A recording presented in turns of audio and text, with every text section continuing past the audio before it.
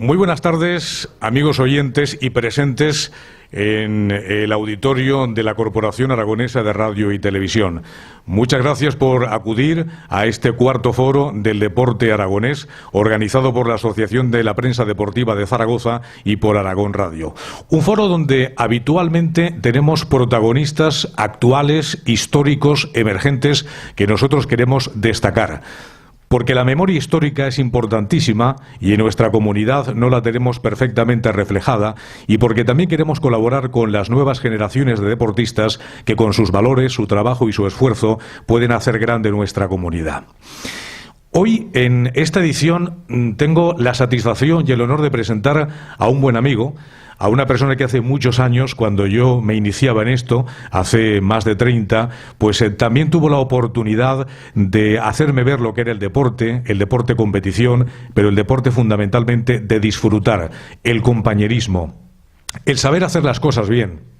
El tener en cuenta que el deporte es una filosofía de vida y que al fin y al cabo puede marcar también nuestra propia existencia.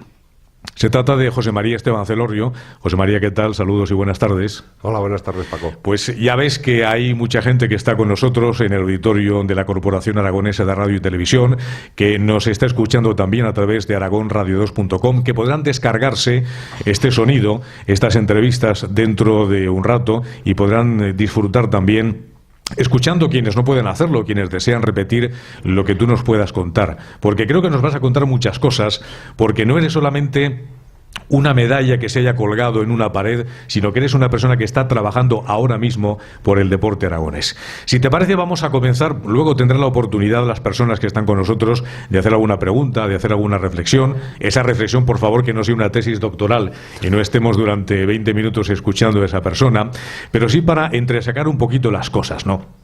Para quienes nos estén escuchando y les suene el nombre, pero no sepan quién es José María Esteban Celorrio, tengo 3 líneas que lo pueden definir perfectamente bien. 1975, campeón del mundo en la modalidad de K4 en Belgrado. Posteriormente, en 1976, medalla de plata en los Juegos Olímpicos de Montreal. Después, en el año 78, ganó las medallas de plata y de bronce en los Campeonatos del Mundo. Y en 1979 consiguió también la victoria en los Juegos del Mediterráneo. Además, ha sido más de 40 veces internacional, ha conseguido descensos del Sella, ha sido campeón de España, un montón de cosas. En muy poco tiempo también, ¿no, José María? Sí, bueno, la verdad es que yo diría que la vida deportiva se concentró del año 70 al 80 prácticamente. La verdad es que fue una época muy intensa. Yo sí que quería hacer aquí una reflexión, y es que, bueno, pues era la época que era. Estábamos hablando pues que no existía un sistema deportivo, éramos un poco aquellos chiflados que andaban en esos locos cacharros.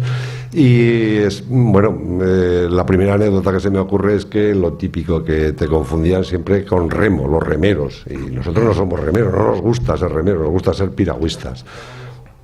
Desde luego, nosotros creemos que esto se ha invertido, que lo seguimos invirtiendo. La verdad es que nos acompañan muchas cosas, pues los resultados a nivel internacional, hay muchos factores que influyen, pero en este momento sí que la gente asocia cualquier embarcación a piragüista antes que remero. Al margen de eso, que evidentemente lo tenías que decir, que era lógico en el principio de la conversación, me gustaría que nos ubicásemos en 1975, en una España completamente distinta a lo que es ahora, en una situación política, social y deportiva completamente diferente. Tú eras un chaval delgado con unas barbas absolutamente tremendas, irrespetuoso, porque al final terminaste marchándote en los años 80, en 1980 también, de lo que era la organización del remo, por esa forma que tienes que ser, que bueno, pues que supongo habrá cambiado a mejor a lo largo de los últimos años, pero que siempre se tiene esa manera de ser, ¿no? Pero ¿cómo era España deportivamente hablando en 1975? Bueno, en un principio hay que decir que, como anécdota también, que la primera vez que participamos de esta época en un campeonato del mundo, España concretamente, fue en el año 71, en 1971, y bueno, para que te hagas una idea, pues detrás de los últimos llevaban allí los españoles, o sea, era pues prácticamente... Eran todos los últimos y los españoles, ¿no? Exactamente. Entonces pues se tomó conciencia de que se podía mejorar mucho el piragüismo en España.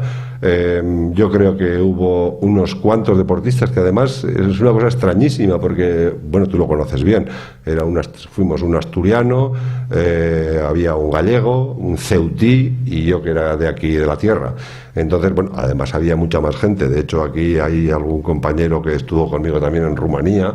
Era un equipo nacional muy variopinto y se pensó que habría que hacer un plan diferenciado y rarísimo porque no había un sistema reconocido.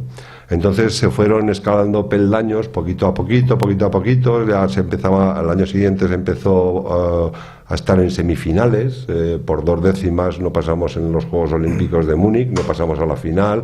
El año 73 ya quedamos octavos, entramos en finales.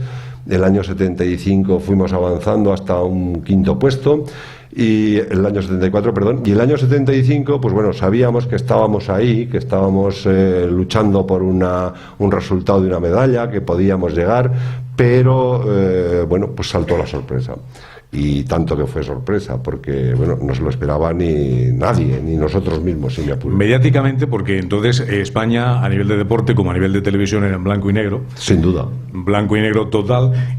Fue tremendo, ¿no? Porque que se consiguiera un triunfo tan importante, la verdad es que sorprendía muchísimo, porque la gente, el gran público me refiero, no os conocía en absoluto.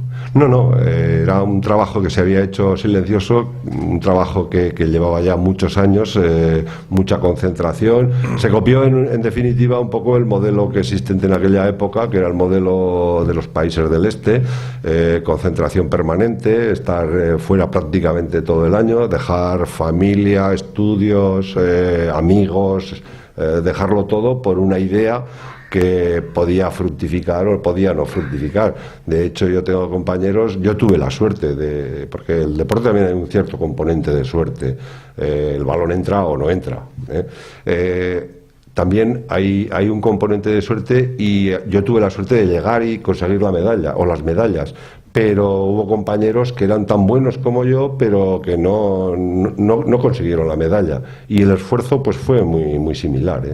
Luego hablaremos de lo que significa una medalla para un deportista, que puede significar el comienzo de una rutilante carrera o el final de una carrera, porque las medallas o los grandes triunfos pueden marcar tanto que pueden romper la vida deportiva de una persona. Pero nos colocamos en 1975, nos colocamos en Belgrado, en el Danubio, ¿no? Sí. En el Danubio maravilloso. Sí, en un país, Yugoslavia, que además era uno de los más avanzados dentro de los países del telón de acero y donde se hacían las cosas muy bien y donde deportivamente se trabajaba bien. Supongo que sería un buen espejo para vosotros el observar cómo se hacían las cosas en determinados países. Estaba el sistema americano y el sistema de los países del este. Sí.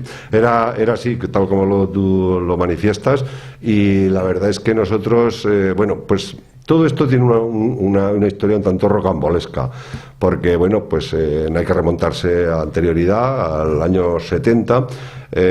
Nosotros lo que nos marcó fue un poco el viaje a Rumanía, estuvimos un mes allí, y esto vino como consecuencia que el presidente de la Federación Española en aquel momento pues era un militar mutilado de la guerra, y entonces pues vinieron aquí una especie de coros y danzas de Rumanía, de no sé qué, no lo tengo muy claro lo que vinieron aquí, y pues como contraprestación pues había que ir a Rumanía. Y entonces pues este señor tenía, que luego la verdad es que lo hizo bien como presidente de Española, pues tenía sus contactos y dijo, pues Rumanía es una potencia, vamos a llevar a los piragüistas a Rumanía. Y allí nos dimos cuenta del sistema de trabajo que se llevaba, pues un sistema que aquí se entrenaba como se podía, cuando se podía, donde se podía, y allí no era un sistema ya de entrenamientos, 3 entrenamientos diarios, un seguimiento médico, era otra galaxia.